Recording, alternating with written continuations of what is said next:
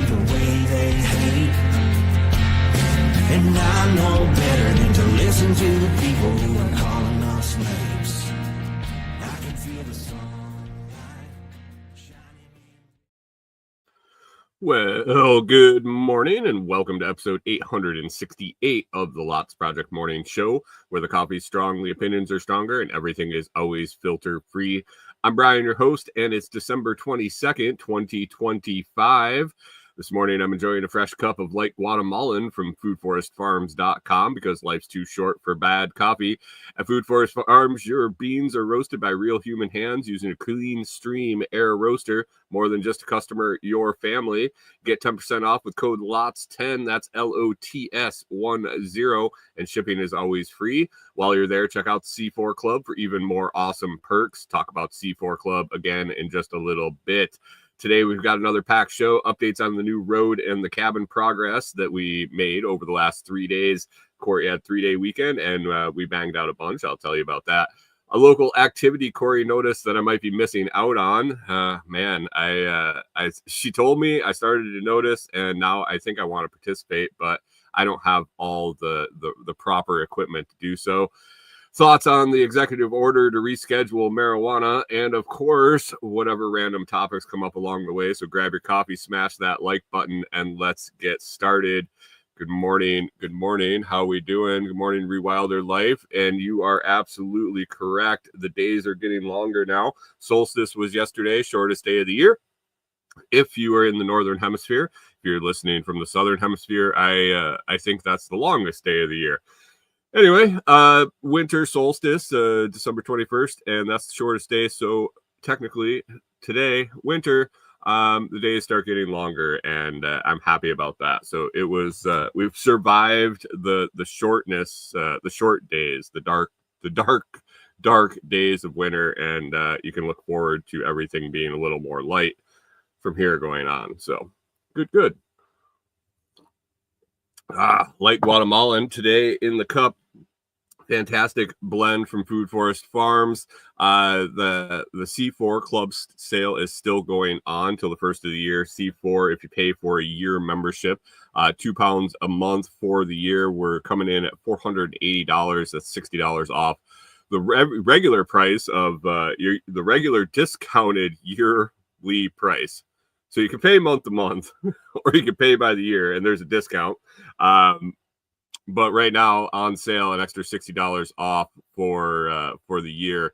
And man, that is a great deal for the coffee Brian's putting out. And if you check out other prices across the board and you see $20 a pound for premium air roasted coffee, and you're actually getting a full pound of it, you'll understand why it's such a great time to jump in over at Food Forest Farms and grab a yearly C4 membership. He takes Fiat, Bitcoin, and Doge. So if you're having trouble with that over there, let me know, let Brian know, or yeah, let's just get you signed up and get you enjoying awesome coffee. So C4 Club sale through the first of the year. So I think next week still have a couple days, but I would get it this week and get it rolling. So great gift too if you're looking for a Christmas gift. Won't get there in time at this point, but you can definitely tell somebody they'll be getting great coffee every month, middle of the month for the next year. Let's get to the Bitcoin contest. I was checking things out here this morning before the show. Good morning, Pip. Thanks for stopping in, starting vacation today. Congratulations on the vacation. That sounds like a fantastic thing. I think I saw you mention you're taking a whole 2 weeks off, which is that's a solid run. That's a solid run to be off. I was checking out the Bitcoin guessing game this morning before I popped on and getting all the notes together. And I think we got a barn burner. I think we really got a barn burner today. I got my calculator out just to make sure I get the right winner. But let's talk about my guess and the rest of the shitty guesses, and then we'll talk about the couple people that were actually pretty close on their guess. Bitcoin price right now as of 12/22, December 22nd, 2025 at 6:06 a.m. The ticker tracker is reading 89,994, $89,994. My guess, getting a little closer, getting a little better. The last couple of weeks have been pretty bad. My guess this week was 94,321. John Palmer in way above where we're at, 98,765. Palm Tree, 95,000, still a ways off. Pip getting closer, 92,788 and 24 cents. Pip always throwing in the down to the nitty gritty there. It might have come in handy if he was a little closer today. Let's go down to the bottom, and Blueberry, Texas was in at 86.5. Scrambling, not holding on to that title at 87.5. And the two that are coming in the closest here. So we got 89. Oh, man, I don't remember what I said it was. It just changed on me. 89. 6:06 a.m. is the ticker tracker time. 89,999. I think it was 89,994, but 89,999. I got to use, I guess. We'll see what happens here. Canadian Farmstead had a guess of 91,919, 91,919, and so he was 1,920 off. And Mona over in the Telegram group was, her guess was 88,000. And so she was 1,999 $99 off. Mona was 19.99 off, and Canadian Farmstead was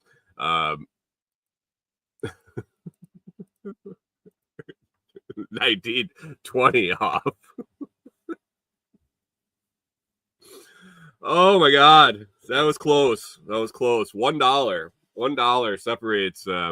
separates Mona and Canadian Farmstead, and now it changed again. I got this on the rapid update, so it's updating every 2 minutes. I got to go with the previous number. Mona's coming in and winning, but if we had hold off and done the Bitcoin contest a few minutes later, Canadian Farmstead would have won, with Bitcoin creeping up now to 90,025. So looks like we're on a little bit of a run today. I don't think Canadian Farmstead is going to mind not winning the non-prize and just having the accolades, I guess. $1 off, both of them. $1 off from each other, I should say. Well within 2,000, so that's not a bad guess. If you want to play around with the Bitcoin guessing game, you can head on over to the Telegram chat at t.me/lotschat. That's t.me/lotschat. And put your guess in. There'll be a pinned message every week. You can just hit on the pinned message and check it out. Thinking about messing around with some silver guessing games too. Silver's on a big old pop right now. Spot silver's up in the 60s. If you haven't checked it in a while, not too long ago it was in the 20s. So if you got some silver sitting around, you might have tripled your value. But we might start messing around with a little silver guessing. We talk about that quite a bit over at the Telegram chat. Definitely Bitcoin. And since the show next week, I will be making my guess. I think we might do good this week. I'm going to come in with my guess for next week. That will be the 29th, 12/29. Let's say 95,959.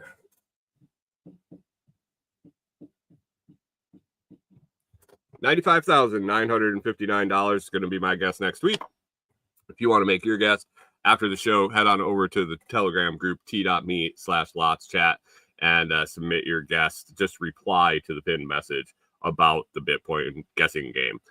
Rewilder Life said, I made no guesses. I'm on my way to work, and then a week off after today. Congratulations. Enjoy your holiday off. I can't believe it's Christmas already. Kori and I were talking. It doesn't really feel like Christmas around here. Does it feel like Christmas around where you're at? It seems I don't know. I don't know if it's not the snow or the cold. We have cold here. We have plenty of people. I don't want to say plenty of people. There are some people with Christmas lights out.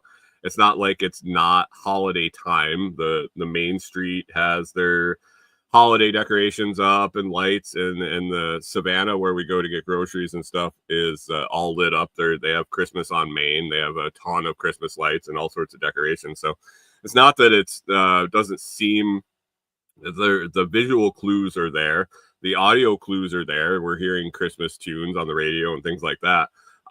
Just doesn't feel like it.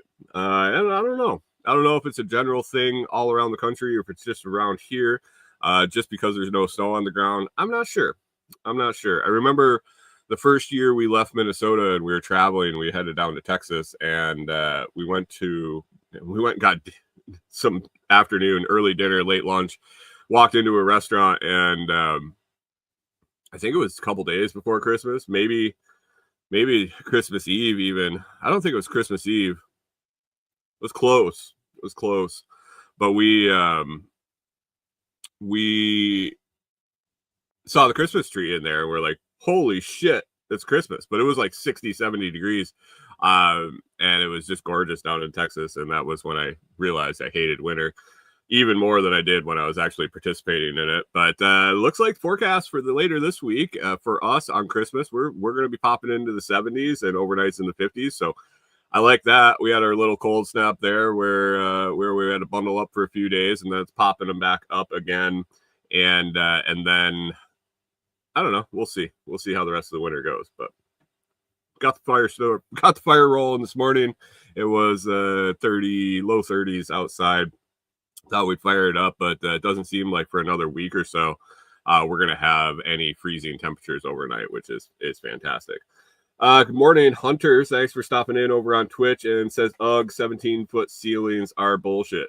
17-foot ceilings got to be quite a bit. We were working on the cabin this weekend, and I'm pretty sure that the peak of so we're going to just cover the bottom of our pitched roof. So the inside's going to be pitched, and I think we're at 12 or just above at the peak, and that's high enough for me for sure. Yeah, that's plenty big. Sidewalls will be just a touch over 9 feet, so that's a lot. Wilder Life says it's 11. Is that 11 degrees? That's cool. That's not. I don't want to do that. Good morning, Scrambling University. Thanks for popping in. Thanks for the awesome coffee. I'm saving my Christmas blend. Scrambling University, if you don't know, is Food Forest Farms' other alter ego here on YouTube, and so Food Forest Farms provides my C4 club. Nice Guatemalan this week, but I do have a special Christmas blend that he sends out every year. This year is focused on the light. The light last year was dark, and I am a big fan of light coffee and anything to do with light and bright. So I'm excited to try that, but I'm saving it for closer to Christmas. So I believe I should have it. Let's see. Yeah, if I wait till Christmas and I have some on Christmas, I'll be able to definitely have some next week. So it'll be a post-Christmas, a Christmas to New Year's a treat for me from Food Forest Farms with the light side of the Christmas blend. Hunter says 14-foot A-frame ladders are heavy, which is why I complain. That's not the only reason you complain. Did you get your wife something good for Christmas, Hunter? Because I think you really should, because she's just a good girl, and you should treat her right. So did you get her something good with all that 14-foot ladder carrying you're doing? Other Life says far cry from the camper ceiling height. Yes, it is. And man, we actually joked about that yesterday. We were out working on it. Let's just roll into. Hey, Hunter says, "Yup." What did you get her, Hunter? Can you share with us? I suppose you could write it in the comments, and I promise not to say anything on the air. So there's no way she would ever hear it and know what she's getting, or we're gonna have to wait till next week and find out what Hunter got Courtney for Christmas. Anyway, we were walking around in the cabin.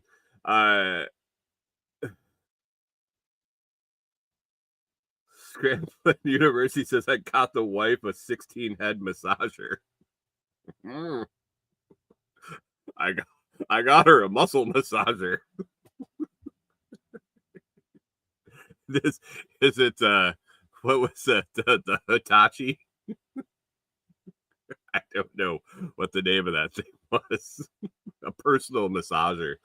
Anyway, we were walking around in the cabin doing the framing, and it's still open. It's all open, and there's no interior walls and anything. But I looked at Kori and I was like, this space is pretty big. It's way bigger than the camper. Like Rewilder mentioned, the ceiling height makes it feel way bigger than it is, and I'll be excited to keep those ceilings way up in the air, and it'll just feel way bigger. I mean, it literally is way up in the air, but it's way bigger. It's like 3 times bigger than the square footage of the camper, I think, which it's phenomenal. So Pip says, does it take AAA battery? Dude, it's gotta take D cells, or maybe it's even a plug-in.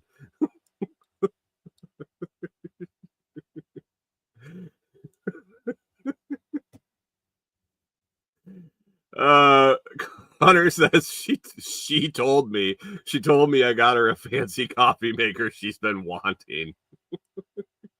No need for a fancy coffee maker, folks. If you want the best coffee you can find, if you pair Food Forest Farms coffee with an AeroPress, you're going to be making fantastic coffee every morning, and it's simple, it's clean, it's effective. I switched from a French press a while back, and damn, I will never go back. Scrambling University says NiCad batteries. No, I'm pretty sure it's a plug-in. Might even be 240. We need to start a generator to run that thing. Anyway, the cabin is huge. It's not huge.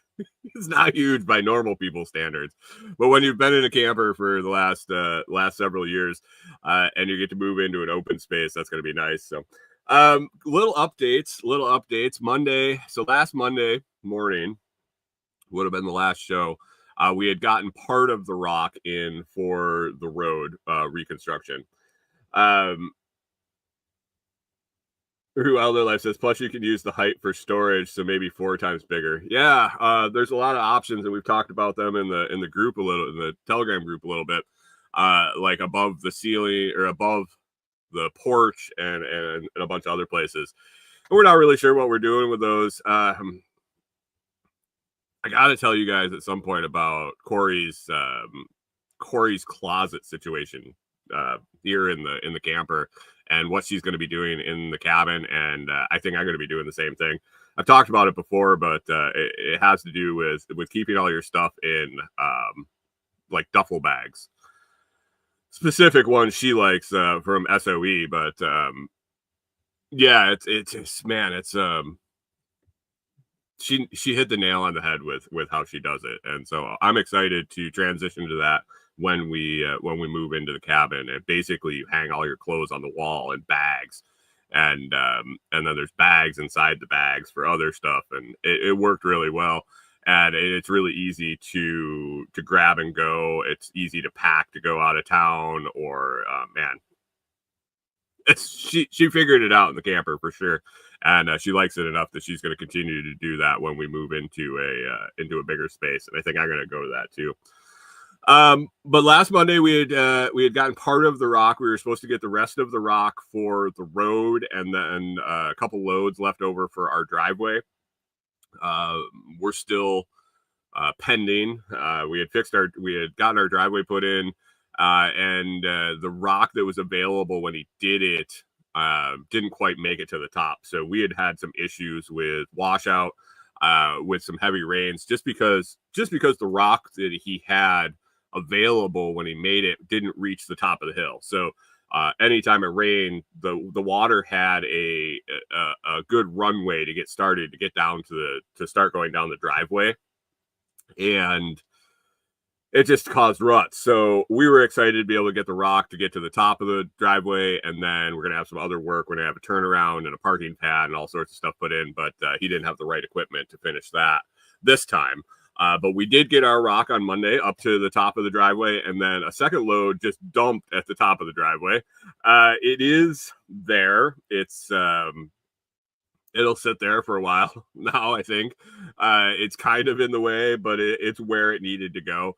They actually had the dump truck back up the driveway and dump it at the top, and there's just not a whole lot of room there until our guy gets his Mini X up there and takes out some stumps and does some dirt work with the skid steer. He just couldn't get the stumps out with the skid steer. Is all he had with him. So that's going to come in the future, but the driveway got regraded out. It's nice and smooth. It looks like it's handling. We got some rain since the rock got put down. It didn't look like it rutted out too bad at all with the rain we got. The rest of the rock for the road came in. He worked on that, got it all kind of spread out, and having the trucks come in and out and dump on that or drive on that as they're dumping really kind of compacted it down.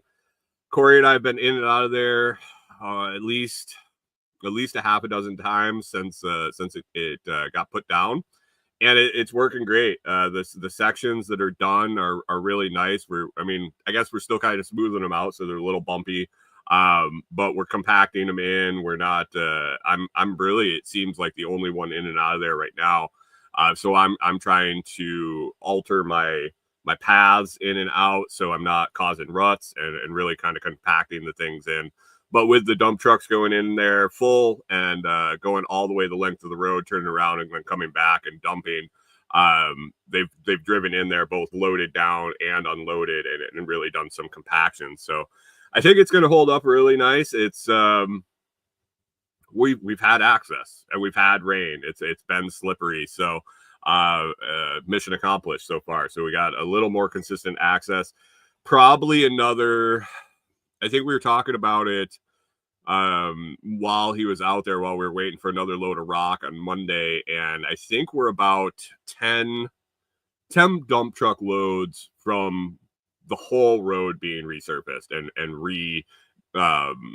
re-sculpted, I would say. So fixed from the original road that was cut in, sloped correctly, ditches put in, drainage on the sides, and then rock put in and not being washed away.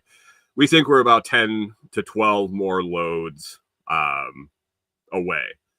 But right now, it's serviceable. We can get in, we can get out. There's chert in every section on the hills, so there's no super just hard clay, wet clay, slippery where we're not able to get in and out of the hills. I haven't been worried that I'm going to get stuck since the road's been resurfaced, I guess you would call it. Oh, so no government involved in that. This is all done on the private dollar and the private time, and I don't know if it's taking longer or less time because of that. I'm sure it's less expensive than it would have been if government had taken care of it. But citizens taking care of their own road access is it's what you got to do when you want to live out on the end of a dirt road. So that was nice, and it got done just in time for kind of a stretch here that Kori's going to have some time off again, and we get a lot of time in working on the cabin together. Right now, it's kind of important that both of us be out there as we are framing in walls, and two hands are really coming in handy as we're framing them out, lifting them up. They're kind of heavy. We're using 2x6 walls to frame inside the cavities between the pole barn posts. And some of the walls are pretty big. Definitely, some of them are pretty heavy. Even the small ones are pretty heavy. to maneuver by yourself and then kind of squeeze them in between the posts, because we're trying to get them to kind of sit in as tight as possible. And so a little taparoo with the 3-pounder and sliding those in between the posts and then securing them with some nice long timber screws. But yeah, so she was off 3 days last week. So Thursday or Wednesday, no, excuse me, Friday, Saturday, Sunday. I think she's off another 4 days this coming week. So Thursday, Friday, Saturday, Sunday. And then she's off like a big stretch after that for the New Year, using up that PTO she has and getting it done before she loses it at the first of the year. So we're having a lot of opportunity to work. In the past 3 days, we almost reached our goal. I guess I don't know. I don't know what almost really, how close you have to be to say almost. We have 2.5 sections left. And so right now I'm focusing on the 2x6 framing all the way around in all the open sections. We got 14 sections to fill if you follow the outside pattern of the house, and then the porch walls. 14 sections to go all the way around. And we have 11 and a half done. 11 and a half. Yeah. So once I get the 2x6 framing done, I can go ahead and work on installing windows and doors. And then after we get the metal on the outside, I can go ahead and then finish the rest of the framing, like up to the ceiling. Since none of the wall framing I'm doing is structural, non-load bearing, it really basically all I have to do is get the framed out openings for all the windows and doors to get installed from the outside with the purlins for the metal, and then we can get the metal on, and everything will be enclosed, and then that changes quite a bit. So once that happens, we can start working on putting our utility systems in. We can run wire, we can run plumbing, we can end up getting our insulation done, and it kind of goes quick after that. So this is like I would say it's one of the last huge processes with a ton of steps. Running wire will be I shouldn't say that. I guess the solar field will be quite a project too. But wiring the cabin, since it's not huge, it's a decent size, but it's not huge, should be pretty easy. I wired a similar size space in our farmhouse, which wasn't bad, and this will be from zero. So we'll be designing everything from the inlet of the solar to the batteries and all of that, and then all the branch circuits going out to kitchen, bathroom, and 2 bedrooms and a living room. Kori did change. I think I mentioned it last week. Kori was changing the floor plan, and I told her that she could do everything except change work that already been done. She kind of settled on the plan she wanted. I think it was last Sunday or Monday, and that's why I'm thinking I mentioned it last week. But I think it was Tuesday night after the rock was in. We drove out after work and kind of walked the floor plan that she came up with, and it was quite a bit different than what we had planned on from the beginning. And we both really liked it. We liked the change. I lost about 4 foot on one of the bedrooms, but now the bedrooms are both on one side.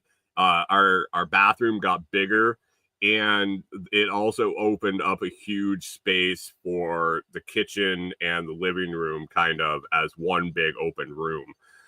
Made the kitchen a little wider. It was going to be like a galley kitchen, like a hallway.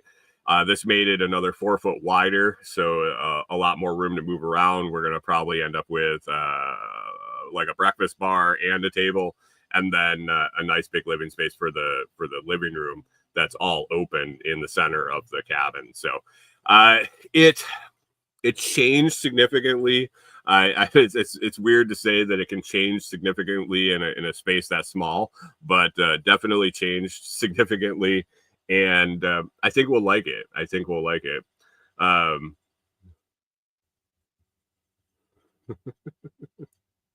Other Life says so we won't hear stories about the laundromat anymore. We will have a washer and dryer in the bathroom. We're gonna go with a stacked washer and dryer. I don't know how long it'll be until the washer and dryer are in there. But yes, and we will also have a line drying outside. And so hopefully soon, I won't be going to the laundromat anymore. I don't know what soon. Soon is all relative. Sometime in 2026, I hope to not be going to the laundromat anymore. The laundromat's it's okay. I found a new day to go to the laundromat where the employee there isn't so fucking aggravating and annoying. The employee that is there on the day I go, she's really cool. She was the employee that was there when I used to go, when I first started going. And then they got a new employee, and this lady is just, she irritates the living shit out of me. She needs to talk to everybody all the time. Even when it's blatantly obvious that you don't want to talk to her. And she's just irritating. It is what it is. I went last week, and I don't know if I hope the employee that I like didn't get terminated or quit. But I went on my normal day, and the shitty employee was there. So I don't know. I kind of want to own a laundromat. This is one of my goals. I sit there and watch people pump quarters into this laundromat, and all I can think of is I want one of these things. I definitely want one of these things. So, but it'll be nice. It'll be nice to have it at the house, and we'll definitely have the indoor or the outdoor drying. We actually have it already. We've had it actually going on a year now. I think Kori got it for Christmas last year. Just been sitting in the box, but one of the big parasol, or not parasol, one of the laundry lines that has the post in the middle and the posts that come out and the line around. It's like a kind of like an umbrella, I guess would be what it would be pictured as. So that'll be outside. But lots of progress. I think we'll finish up. We'll be out working on Christmas. I think we're going to end up finishing the framing on Christmas, hopefully. And then we'll be transitioning into, it'll be tricky. The next step after that, we're going to have to try to remove the house wrap on a section or sections that will be getting done in a day. We need to put purlins up on the outside, 2x6 boards on the outside, framing the window, and then install the window, and then recover with house wrap to keep everything dry until we can get metal on the outside. So that'll be an interesting. We've been contemplating different ways to accomplish this, to make it as easy as possible.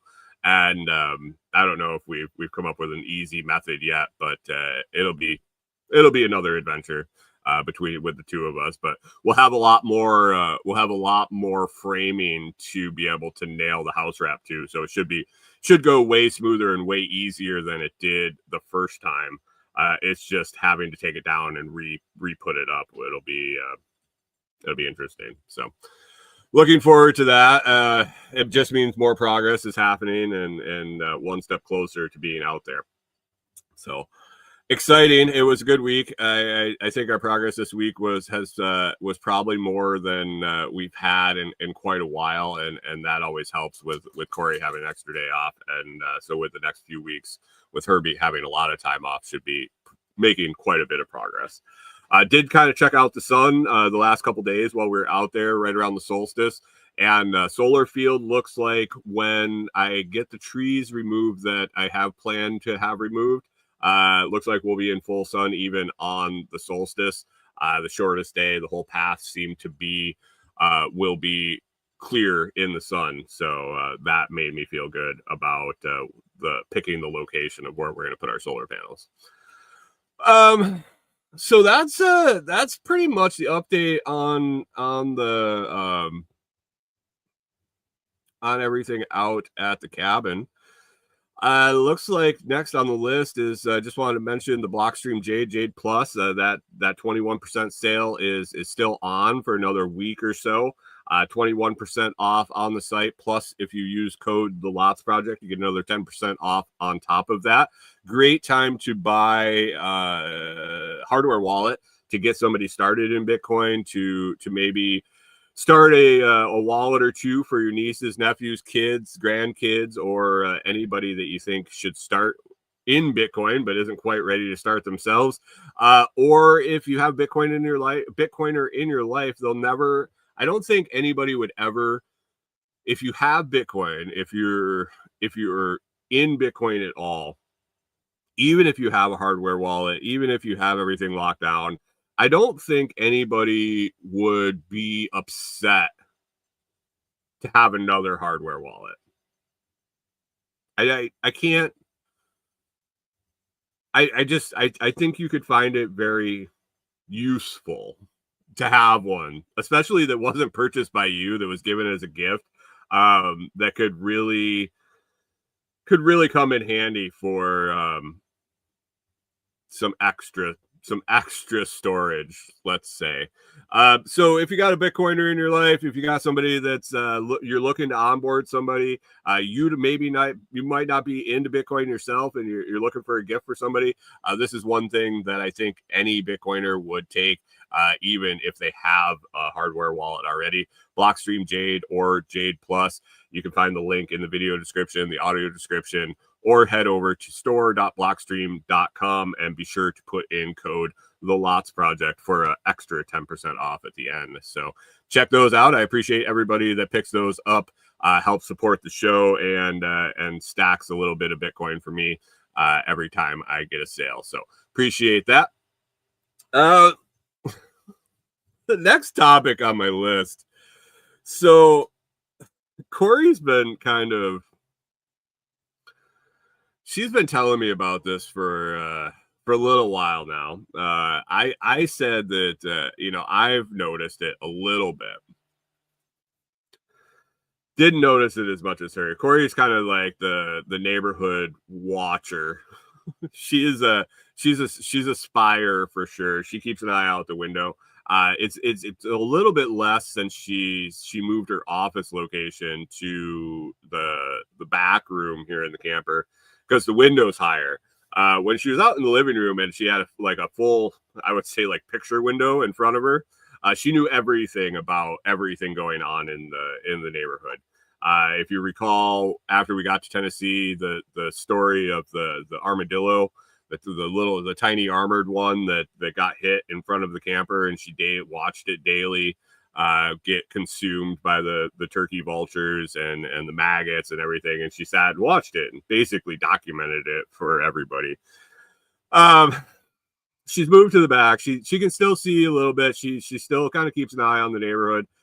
She's also very observant when we're out on our walks, and that's twice a day with the Bernardos. And so she knows a lot. She's very observant.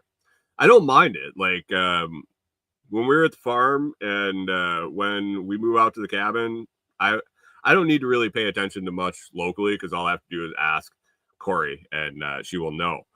But she brought up one thing that she's noticed that she can't figure out. I'm not sure. I don't know if it's like a hobby around here or what it is, but it's too much to be a coincidence, let's say.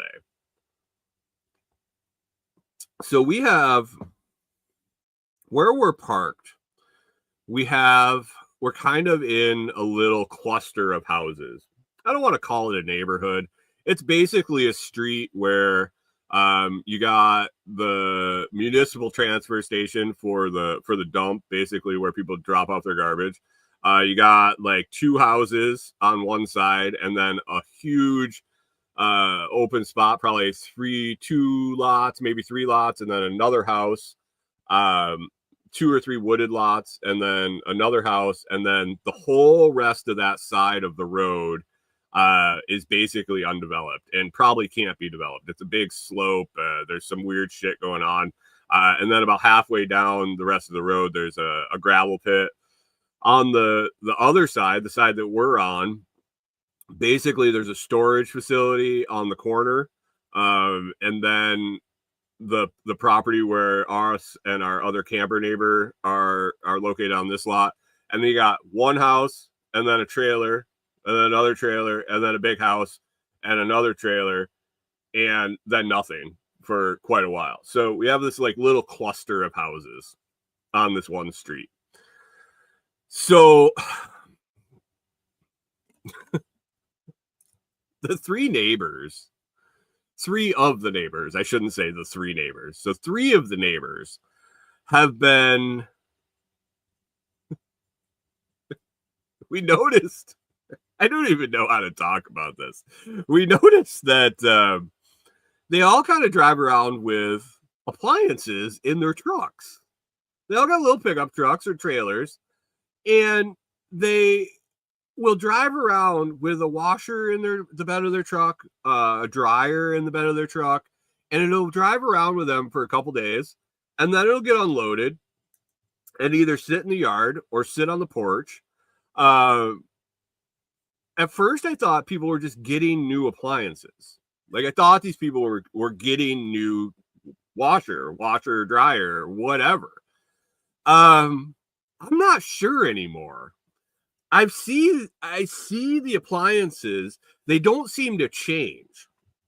It's not like we live next to the transfer station, so I was wondering if they were like bringing them to the dump. They were getting rid of them. They were getting new ones. But as we watch, they seem to just be driving around with them in the back of their truck. And Kori and I kind of nicknamed it taking them for a ride. It looks like they load these appliances into their truck, scramble as backups for free. I don't know. All of a sudden, they all have and it's been the 3 of them pretty consistently for the last month or two. They have a dryer in the back of their truck, and they'll drive around with it. The other guy, the one day, the guy had a dryer and a large screen TV, big screen TV, big one, in the back of his truck. And he's driving around. He goes down the road a couple times, and it's like a day. After a day, he takes the big screen TV out, and then the dryer's in the back of the truck for like another couple days. And now the dryer is sitting in the driveway next to the trailer. Scramble says fix and flip, and that it might be a fix it type of situation, but it was coincidence that all 3 of these neighbors, and they know each other. Well, 2 of them know each other. We know that. The third one, I don't know if they know them. Rewilder was like, it says salvage. And I'm wondering that would kind of make sense. But I don't ever see them taking them apart. I don't see them fixing them. I don't see them taking them out of the truck. And then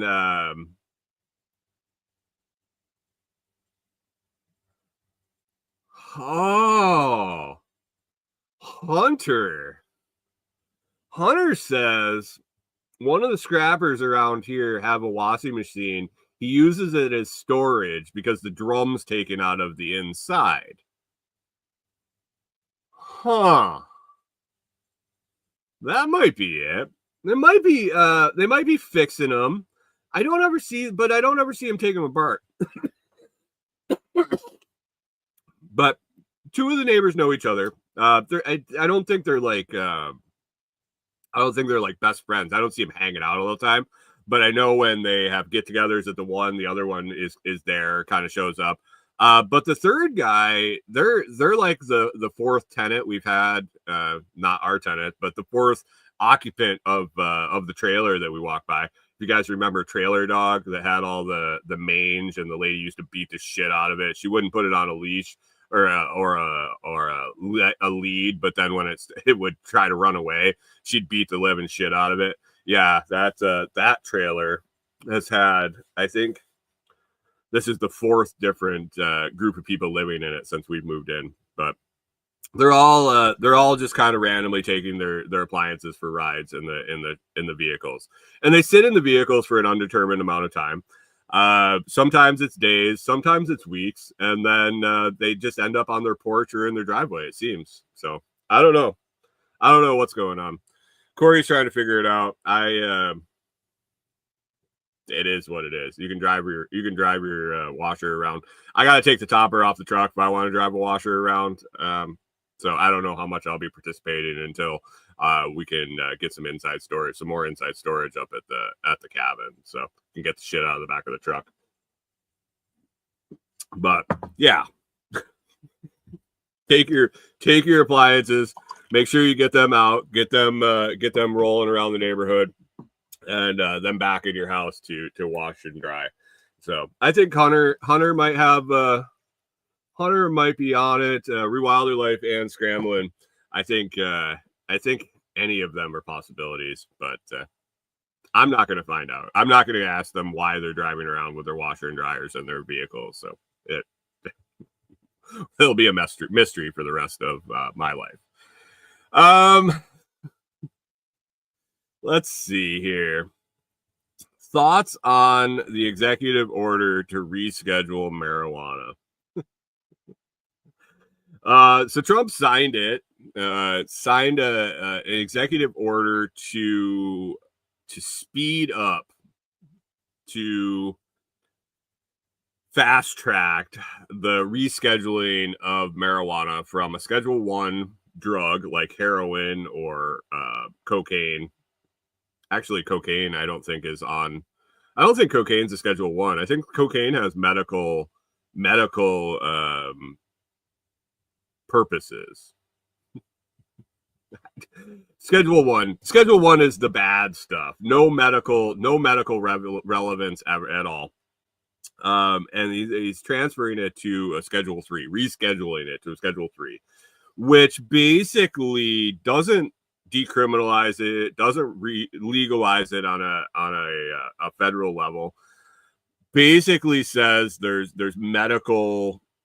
possible medical benefits, and opens the door to research. Basically is what this does. Now, that seems like a good thing on the surface. I would think if you just heard that, if you were a fan of the weed and you heard that it got rescheduled to a Schedule 3, basically online with Tylenol with codeine. Bless you, Kori. You'd think that was a good thing, and it might be. I have less faith in government and big ag and big pharma and the intentions of this rescheduling. I really see it as a kicking the door open for big pharma to come in to throw their money around, big ag to come in and throw their money around, to do a lot of patenting, to do a lot of patenting of products, of strains, of extraction methods, of production methods, of distribution methods, and all sorts of things. And in the end, if we've seen anything from big pharma and big ag, they'll be successful at what they want to do. They have lots of money. They have goals on making more money and whatever they can do to secure funds coming in. I think that there'll be a long is all relative, I guess. But there'll be a shift in the narrative around pot. I think that instead of it being bad and evil, man, the comments coming out of the conservative states, the states where marijuana is illegal still, basically Tennessee and Kentucky, Kansas. Yeah. It seems they seem that the world is falling. They seem like that this is going to be the end of society as we know it. That how could he do that? How could he sign this? I'm kind of angry the other way. I think there's going to be a concerted effort to lock everything down. I think there's going to be in the end probably a push to anything that you can do for yourself. Homegrown is going to be dangerous. Flower is going to be dangerous, like weed. Back in buying a bag of weed, flower, buds, going to be probably demonized.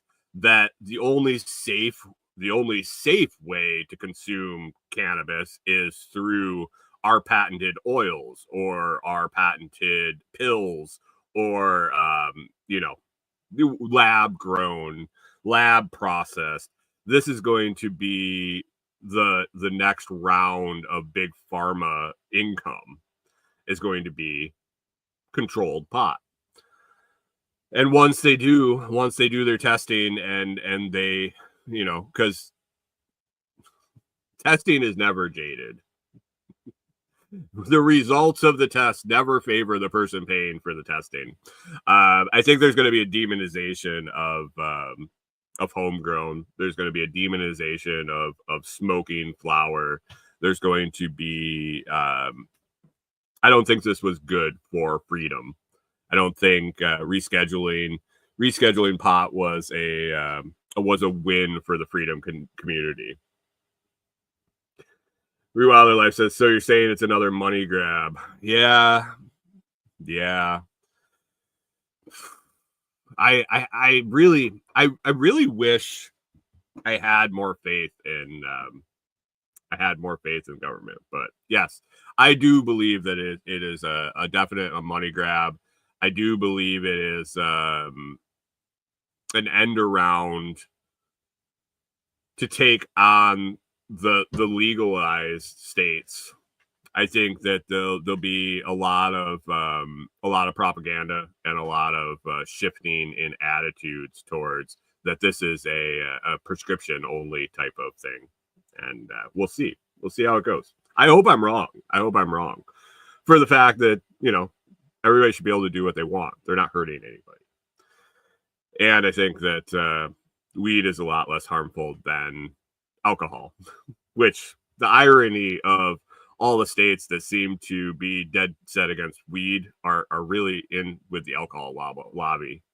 I guess around here, shouldn't say all. I keep an eye on Tennessee, Kentucky, and things like that, and the alcohol lobby is strong here in the whiskey states, and you can see them push against the weed legalization at all. So much for freedom, Tennessee, freest state in the country. So yeah, the executive order. I don't want to say it's a nothing burger, but I don't think it's a step forward for marijuana freedom at all, or general freedom in general. Freedom in general. So that is that. Guys, Christmas is coming. Christmas is this week. I won't talk to you guys again before Christmas. Hope you have a fantastic Christmas. I don't know if anybody's got any big plans. Kori and I basically are going to be working on the cabin. We're in that point in our life where we don't have kids here. We don't have family down here right now, and the closest thing we do have for family are our friends. They take off for the winter, so we basically Christmas is another day. We do have nieces and nephews that we do send gifts to, and we do like FaceTime, I guess. FaceTime, I think it's called, Apple on Kori's phone. We do when they open their gifts. And other than that, Christmas is really changed for us. When we were back in Minnesota, it was definitely a hectic time, and you get the time off, and you spend a lot of the time running back and forth to family get-togethers, back and forth, this and that, and the other thing. And to where now we get the time off, Kori gets the time off, and we're like, well, what do we want to do? What do we want to do? And so we're going to do a lot of work on the cabin. We're going to relax. Hopefully Kori gets to relax a little bit and enjoy her time away from work. I hope you guys all have a great Christmas and get to see the family that you want to see and spend the time with people you want to spend time with.